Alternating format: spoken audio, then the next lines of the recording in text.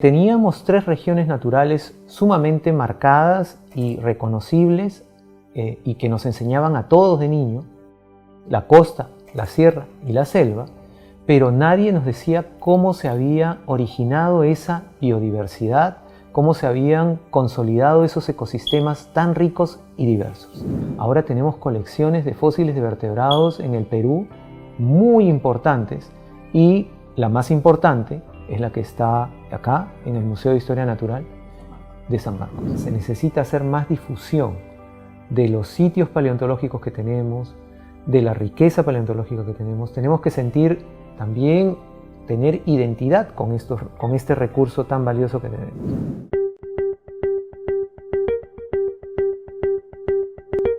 Yo había pensado escribir un libro para que los peruanos sepan sobre los fósiles que se habían encontrado en Perú hace muchos años, en más o menos 1999.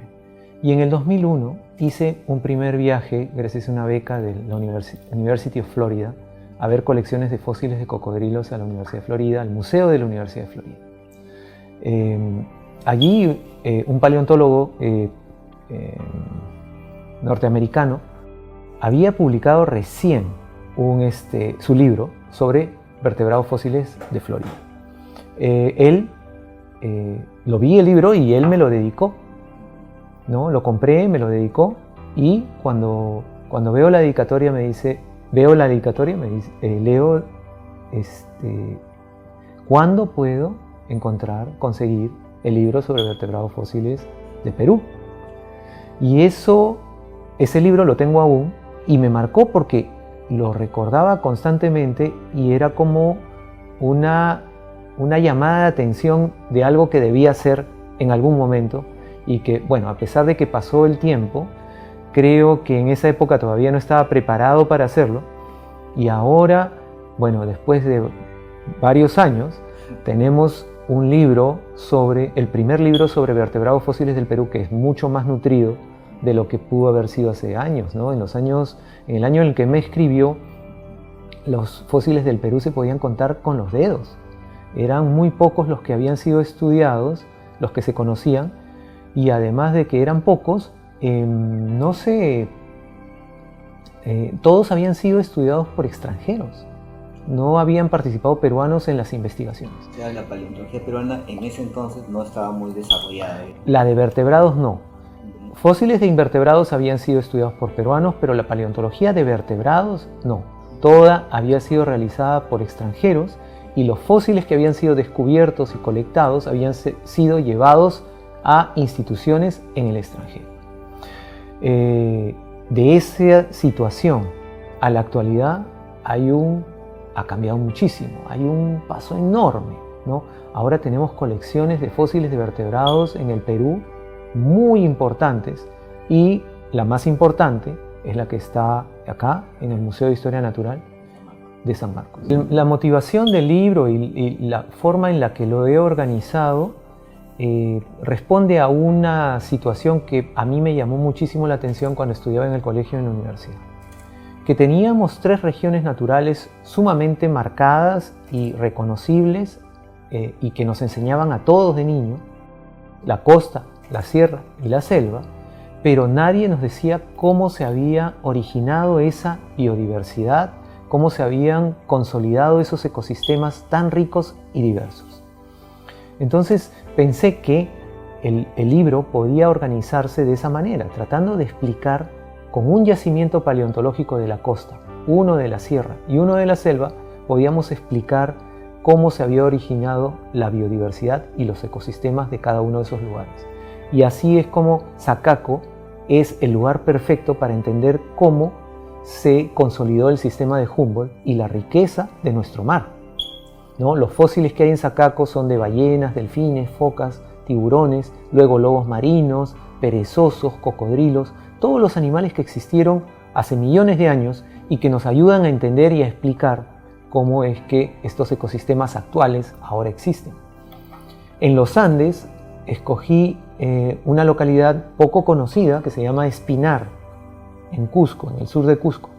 Es una zona un poco alejada del Cusco, un poco olvidada, pero que tiene una riqueza paleontológica aún por descubrir. hemos solamente estudiado los fósiles que han sido descubiertos en la misma ciudad de Yauri, ¿no?, la capital de la provincia, y que aparecen debajo de las casas de los pobladores. O sea, la ciudad está construida sobre un yacimiento paleontológico, en otras palabras. Y cuando la gente hace excavaciones para construir, remodelar sus casas o construir nuevas viviendas, hay hallazgos. Y muchos de esos hallazgos, bueno, nosotros los hemos estudiado y los hemos publicado en el 2023, y gracias al proyecto de Prociencia y Concitec hemos podido viajar y hacer los estudios geológicos, datar las rocas. Las rocas de ahí tienen 4.75 millones de años. Hemos visto pues que la preservación es excepcional. Hay mamíferos, herbívoros de diferentes tallas, casi todos muy grandes, megaterios, gliptodontes, toxodontes, y como en otros lugares del mundo o en otros lugares de Sudamérica son muy escasos, este lugar tiene un gran valor para entender cómo fueron los Andes y cómo se fue consolidando también el ecosistema andino.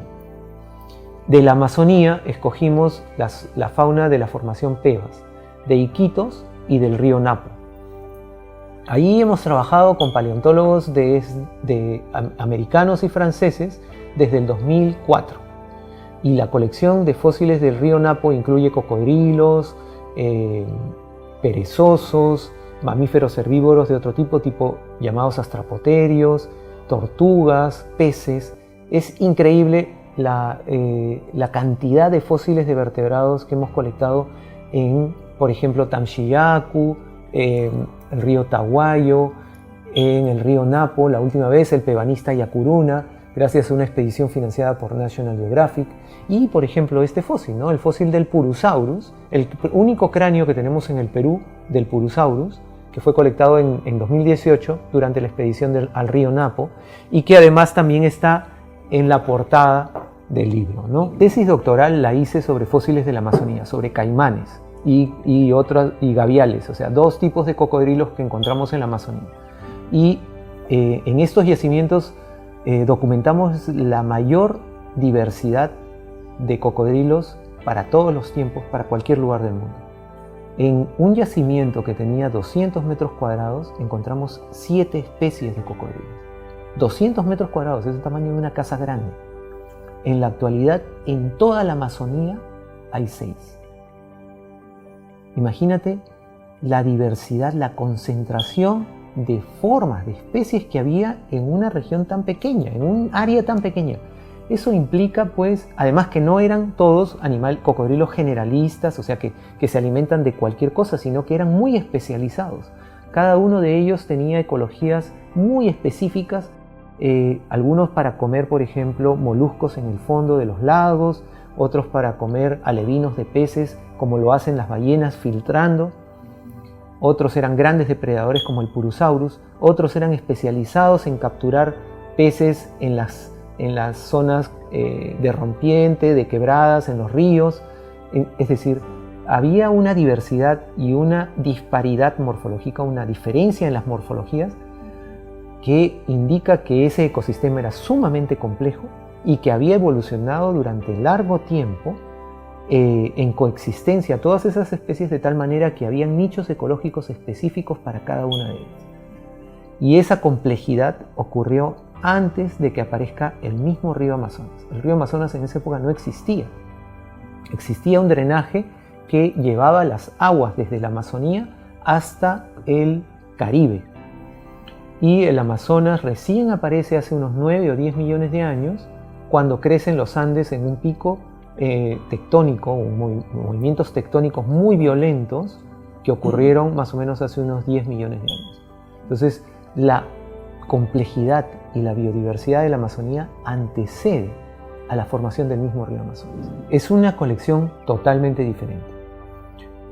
No es obviamente la más importante del mundo, porque los grandes museos que hay en Europa y en Estados Unidos tienen colecciones pero enormes y de todo el planeta, o sea, no solamente de su región.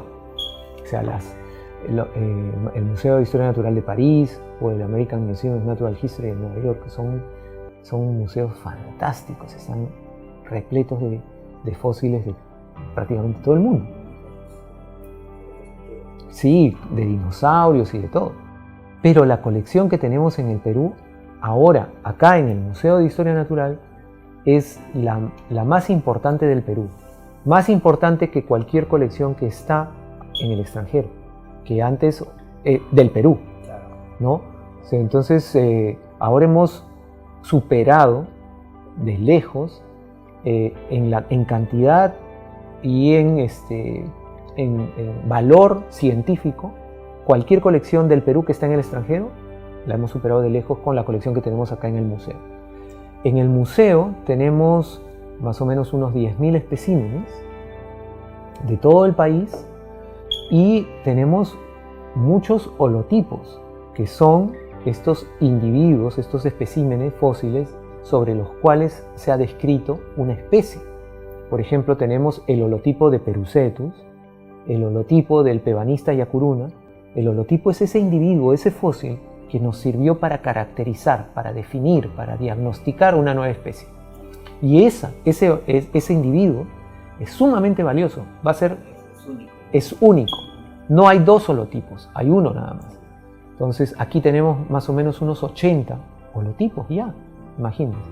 O sea, ya eso implica un valor realmente científico importante para la Universidad de San Marcos y para el Perú. Por supuesto.